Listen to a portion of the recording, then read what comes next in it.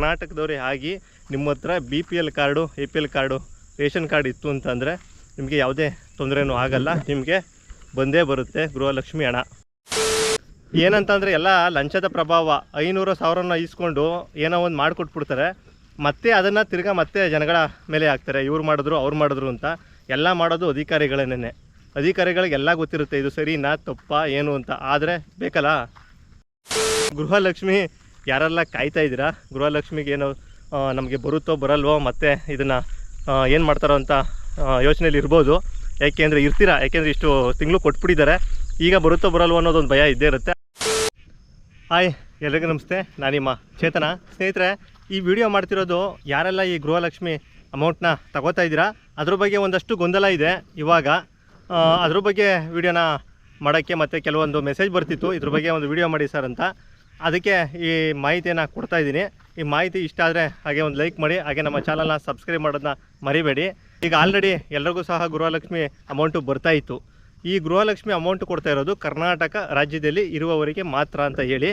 ಆದರೆ ಏನಾಗಿದೆ ಅಂತಂದರೆ, ಕೆಲವೊಂದು ಈ ಆಧಾರ್ ಕಾರ್ಡನ್ನು ಬೇರೆ ರಾಜ್ಯದವರು ಬಂದು ಇಲ್ಲಿ ಆಧಾರ್ ಕಾರ್ಡನ್ನ ಮಾಡಿಸಿ ಅವರು ಪಡಿತಾ ಇರುವಂಥವ್ರು ಇದ್ದಾರೆ. ಮತ್ತು ಯಾರು ಮೃತಪಟ್ಟಿದ್ದಾರೆ ಅವರು ಸಹ ಇನ್ನೂ ಸಹ ಅವರ ಖಾತೆಗಳಿಗೆ ಅಮೌಂಟು ಹೋಗ್ತಾ ಇದೆ.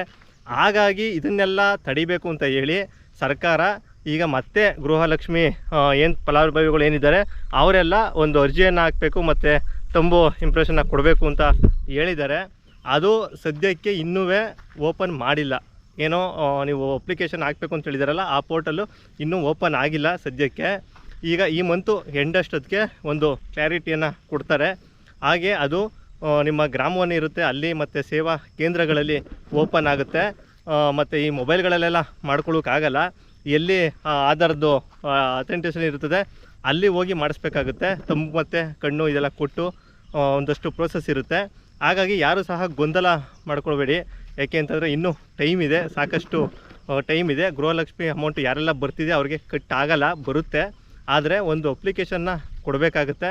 ಆ ಅಪ್ಲಿಕೇಶನ್ಗೆ ಅವರು ಡೇಟು ಯಾವಾಗ ಕೊಡಬೇಕು ಏನು ಎತ್ತ ಅಂತ ಪೂರ್ತಿ ಮಾಹಿತಿಯನ್ನು ಕೊಡ್ತಾರೆ. ಆಗ ನಾನು ನಿಮಗೆ ಪೂರ್ತಿ ತಿಳಿಸ್ತೀನಿ, ಹೇಗೆ ಅಪ್ಲಿಕೇಶನ್ ಹಾಕೋದು ಅಂತಲೂ ಸಹ ತಿಳಿಸ್ತೀನಿ. ಆದರೆ ಅದ್ರ ಗ್ರಾಮವನ್ನಲ್ಲಿ ಮಾತ್ರ ಆಗುತ್ತೆ. ಯಾಕೆ ಈ ಥರ ಮಾಡ್ತಿದ್ದಾರೆ ಅಂತಂದರೆ, ನಿಮಗೆ ಬೇರೆ ರಾಜ್ಯಗಳಿಂದ ಬಂದು ಇಲ್ಲಿ ಆಧಾರ್ ಕಾರ್ಡನ್ನ ಮಾಡಿಸಿ ನಾವು ಕರ್ನಾಟಕದವರೇ ಅಂತ ಹೇಳಿ ಒಂದಷ್ಟು ಜನ ಪಡ್ಕೊಂಡ್ರೆ ಮತ್ತು ಸತ್ತೋಗಿರುವಂಥವ್ರಿಗೂ ಸಹ ಅಮೌಂಟು ಹೋಗ್ತಾ ಇದೆ ಅಂತ ಹೇಳಿ ಸರ್ಕಾರದವರು ಮಾಡ್ತಿದ್ದಾರೆ. ಇದೆಲ್ಲ ನಿಜನಾ ಸುಳ್ಳ ಅಂತ ಹೇಳೋಕ್ಕಾಗಲ್ಲ. ಯಾಕೆ ಅಂದರೆ ಇದ್ರೂ ಇರ್ಬೋದು, ಇಲ್ಲದೇನೂ ಇರ್ಬೋದು. ಯಾಕೆ ಅಂದರೆ ಈಗ ಕೊಟ್ಟಿರುವಂಥ ಗ್ಯಾರಂಟಿಗಳಿಂದ ಸರ್ಕಾರ ತುಂಬ ಕಷ್ಟದ ಪರಿಸ್ಥಿತಿಯಲ್ಲಿ ಇದೆ. ಕೊಟ್ಬಿಟ್ರು, ಆದರೆ ಈಗ ಬಿಡೋಂಗಿಲ್ಲ, ಕಟ್ಕೊಳ್ಳೋಂಗಿಲ್ಲ ಅಂಥ ಪರಿಸ್ಥಿತಿಲಿ ಸರ್ಕಾರ ಇದೆ. ಹಾಗಾಗಿ ಒಂದಷ್ಟು ಕೋಟಿ ಈ ಕಡಿತಗೊಳಿಸಿದ್ರೆ, ಇವ್ರನ್ನೆಲ್ಲ ತೆಗೆದುಹಾಕಿದ್ರೆ ಒಂದಷ್ಟು ಕೋಟಿ ಮಿಗ್ಬೋದು. ಅದರಿಂದ ಏನಾದರೂ ಅಟ್ಲೀಸ್ಟು ಅಭಿವೃದ್ಧಿ ಇಲ್ಲ ಶಾಸಕರುಗಳಿಗೆ ಅನುದಾನ ಈ ಥರದ್ದು ಏನಾದರೂ ಕೊಡ್ಬೋದು ಅಂತ ಒಂದಷ್ಟು ಪ್ಲ್ಯಾನು ನಡೀತಾ ಇದೆ. ಹಾಗಾಗಿ ಇವ್ರನ್ನೆಲ್ಲ ಒಂದಷ್ಟು ಕಟ್ ಮಾಡ್ತಿದ್ದಾರೆ.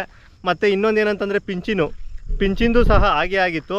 ಒಂದಷ್ಟು ಏಜ್ ಆಗದೇ ಇರೋರಿಗೆಲ್ಲ ಪಿಂಚಿನ ಮಾಡಿಸ್ಕೊಂಡಿದ್ದಾರೆ ಅಂತ ಹೇಳಿ ಅವ್ರಿಗೆಲ್ಲ ನೋಟಿಸ್ನ ಕೊಟ್ಟು ಅವರು ವೈದ್ಯ ದೃಢೀಕರಣ ಪತ್ರ ಏಜ್ ಸರ್ಟಿಫಿಕೇಟ್ನ ಮಾಡಿಸ್ಕೊಬರ್ಬೇಕು ಅಂತ ಹೇಳಿ ಅದೊಂದಷ್ಟು ನಡೀತು.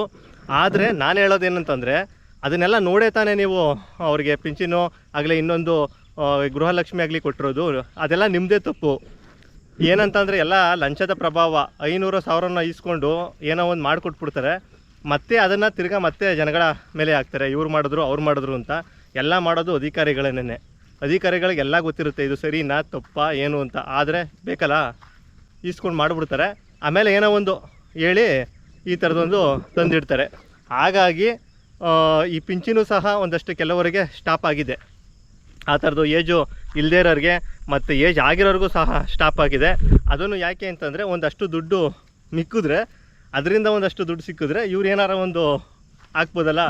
ಇಂಥ ಇಕ್ಕಟ್ಟಿನ ಪರಿಸ್ಥಿತಿಯಲ್ಲಿ ನಮ್ಮ ಕರ್ನಾಟಕ ರಾಜ್ಯ ಸರ್ಕಾರ ಇರುವಂಥದ್ದು ಏನೂ ಮಾಡೋಕ್ಕಾಗಲ್ಲ. ಏಕೆ ಅಂದರೆ ನಾವು ಕೊಟ್ಬಿಟ್ಟಿದ್ದೀವಿ ಕೈಗೆ ಗ್ಯಾರಂಟಿ ಸ್ಕೀಮ್ನ ನೋಡಿ, ಗ್ಯಾರಂಟಿ ಸ್ಕೀಮ್ಗೆ ಜನ ಹುಚ್ಚೆದ್ದು ಓಟ್ ಹಾಕಿ ಎಲ್ಲ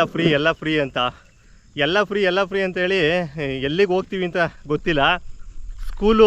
ಈ ಪ್ರೈವೇಟ್ ಸ್ಕೂಲ್ಗಳಿಗೆ ಫೀಸ್ ಕಟ್ಟಿ ಜನ ಹೋಗ್ತಿದ್ದಾರೆ. ಅದನ್ನು ಸರ್ಕಾರಿ ಶಾಲೆಗಳ ಬಗ್ಗೆ ತಲೆ ಕೆಡಿಸ್ಕೊತಾ ಇಲ್ಲ ಯಾರೂ.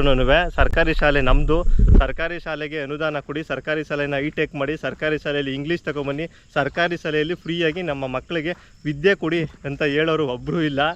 ಫ್ರೀ ಕೊಟ್ಟರೆ ಸಾಕು, 1,000 2,000 ಕೊಟ್ಟರೆ ಸಾಕು. ಓಟ್ ಹಾಕು, ಅವ್ರನ್ನ ಗೆಲ್ಲಿಸು, 5 ವರ್ಷ ಅವ್ರಿಗೆ ಬಿಟ್ಬಿಡಿ. ಇದು ನಮ್ಮ ಪರಿಸ್ಥಿತಿ.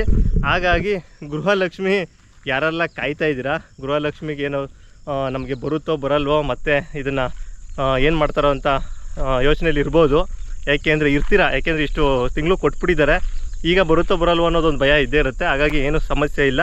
ಆ ಥರದೊಂದು ಬಂದ್ರೂ ನೀವು ಕರ್ನಾಟಕದವರೇ ಆಗಿ ನಿಮ್ಮ ಹತ್ರ BPL card, APL card, ration card ಇತ್ತು ಅಂತಂದರೆ ನಿಮಗೆ ಯಾವುದೇ ತೊಂದರೆನೂ ಆಗಲ್ಲ. ನಿಮಗೆ ಬಂದೇ ಬರುತ್ತೆ ಗೃಹಲಕ್ಷ್ಮಿ ಹಣ ಹಾಕ್ತಾರೆ. ಬಟ್ ನೋಡಬೇಕು, ಈಗ ಇನ್ನು 2 ವರ್ಷ ಇದೆ, 2 ವರ್ಷದಲ್ಲಿ ಕಂಪ್ಲೀಟ್ ಮಾಡ್ತಾರಾ ಇಲ್ಲ ಏನು ಮಾಡ್ತಾರೆ ಅಂತ ನೋಡೋಣ, ಕಾದು ನೋಡೋಣ.